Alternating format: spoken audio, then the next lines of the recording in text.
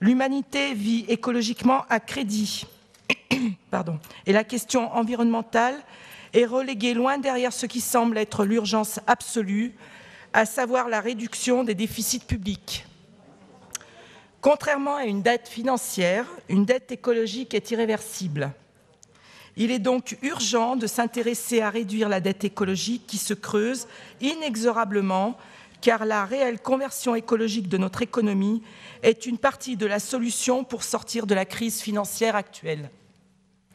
Seule une nouvelle comptabilité analytique permettra d'en mesurer l'impact. Je dis réelle reconversion écologique car certains dans la Commission ont souligné fort justement leur inquiétude face à certaines multinationales bien connues des collectivités qui lavent plus vert que vert et qui reçoivent chaque année le prix du Pinocchio du développement durable délivré par les ONG environnementales. Et à ce sujet, pour ceux qui ne connaissent pas, je les invite à se référer sur Internet, les Amis de la Terre. Par ailleurs, il a été relevé fort justement que la région Rhône-Alpes intégrait des clauses environnementales dans ses marchés. Généralisées, ces clauses viseront à diminuer aussi sa facture d'énergie importée. Notre balance commerciale en sera d'autant diminuée.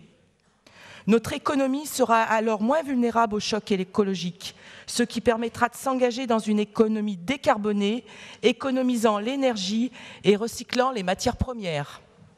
Les richesses resteront alors sur le territoire et pourront être mobilisées pour financer davantage d'activités, d'emplois et d'innovations sociales innovantes. L'apport en emploi de la conversion écologique sera d'autant plus fort que notre région sera capable de produire les nouvelles technologies en question.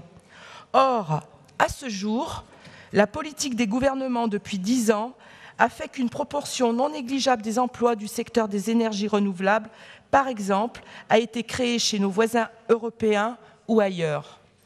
Enfin, certains ont souligné l'absence de directives vers l'éducation nationale dans la prise en compte des nouveaux métiers, notamment dans les secteurs du bâtiment, des transports ou de l'agriculture.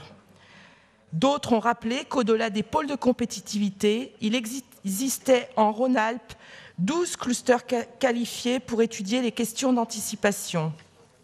En conclusion, cette délibération est fort intéressante, me semble-t-il, du fait de sa transversalité et par son côté innovant.